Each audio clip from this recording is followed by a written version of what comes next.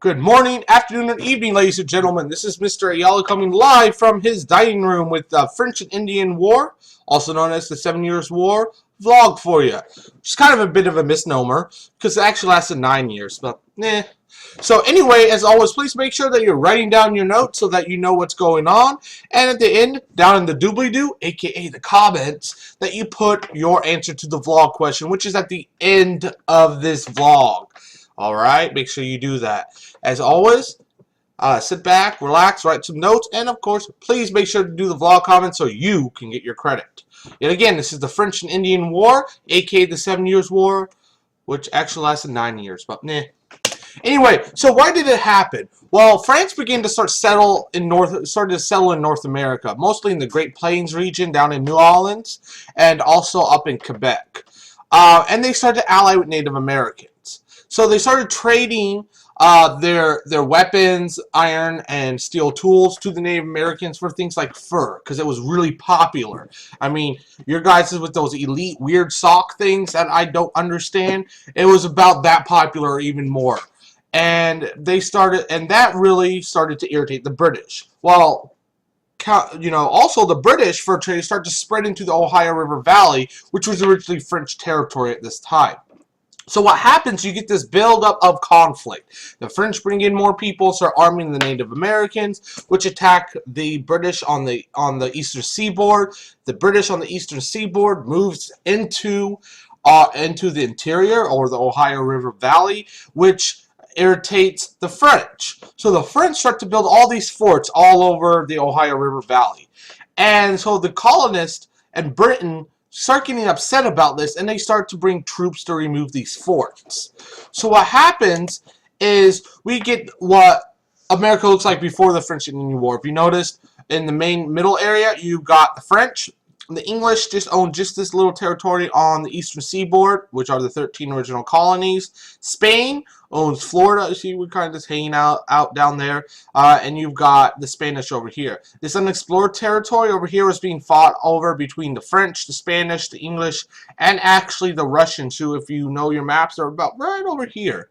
Anyway, so France and most Native Americans, including the Iroquois Confederacy, were allied together.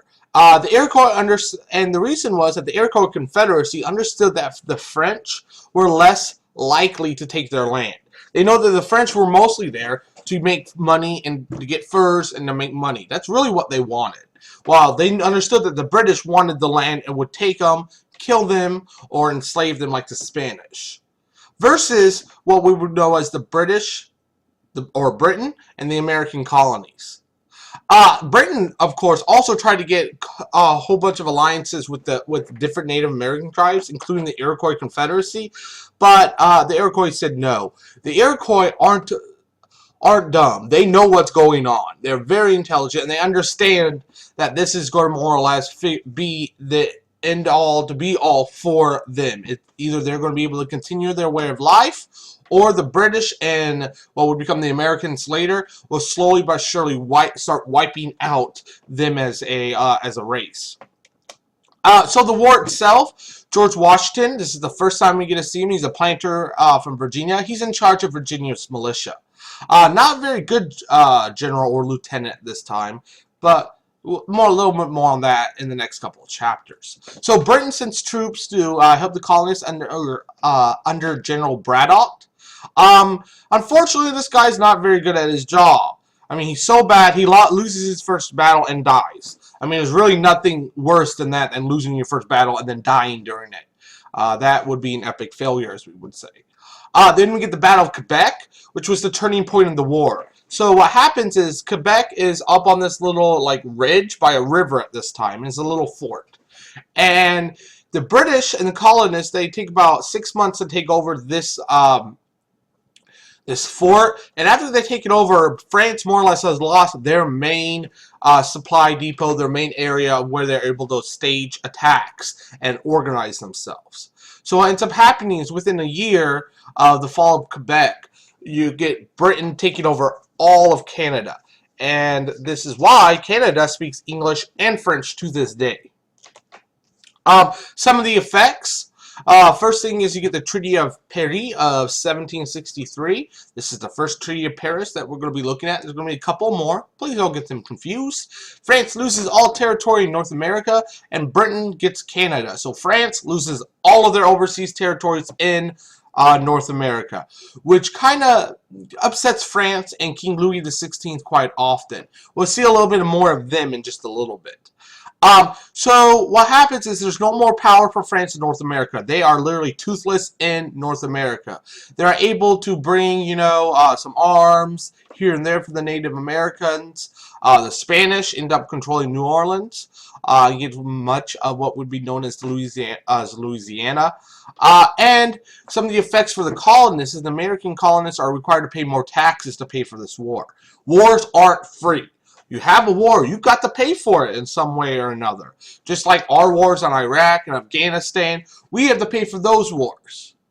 Just like that, the British had to pay for their wars in the French and Indian Wars, also known as the 7 Years' War, because it didn't just concentrate in the North America sphere. It was in the Navy, on the ocean, it was in Europe, bits and pieces all over the place.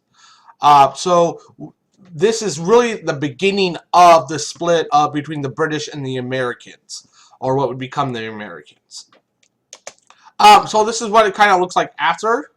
What you get is the Hudson Bay Company owns all of northwestern Canada up by the Hudson Bay. You've got most of this part, including Quebec. It becomes part of England. Over here, this becomes what is known as the Indian Reserve. Which you get a proclamation line of 1763 right here, which are between the 13 American colonies, or I should say British colonies because they're still British, and what would become known as the Native American area over here. And more or less the proclamation of line of 1763 stated that, hey, British people who live in the colonies, you can't go past that line, or the Appalachian Mountains, because then we can't protect you. And also what it does, it allows so that there's less conflict between the British and the Native Americans in the area, for just a little bit. East and West Florida, we get West Florida over here, which is part of Spain. This is also part of Spain down here. And then you get what is known as Spanish Louisiana. So Spain ends up owning quite a bit. So what we get out of this is some interesting ideas. We get what's known as the Albany Plan of Union. It was the first time that colonists tried to band together for a common defense. This was put forth by Benjamin Franklin, and it failed. Because people were more like, I'm a Virginian, I'm a New Yorkian, I'm a Carolinian.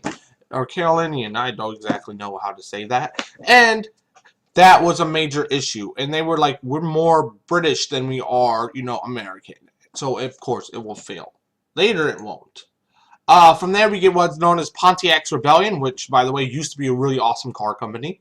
Why? Well, British settlers start to invade Native American land. So, of course, the Native Americans are going to fight back. I mean, it makes sense. You're going to invade their land, they're going to want you out. So, the effect, unfortunately for the Native Americans, but good for the British, that Britain wins. You get the Proclamation line of 1763, which more or less was that line that I showed you in the prior map that said Britain would not allow colonists to settle west of the Appalachian Mountains. This, yet again, makes the colonists very angry because they wanted to settle in those western territories. They, like most Americans, believe that wealth comes from the amount of land or your home or what you control, you know. And so these people came over from Britain and other areas of the world to the American colonies to get land and to start a new life. And now you're saying we can't move, we can't go past this land, so they're going to get pretty upset, and you're going to have a lot of rabble going on in the background.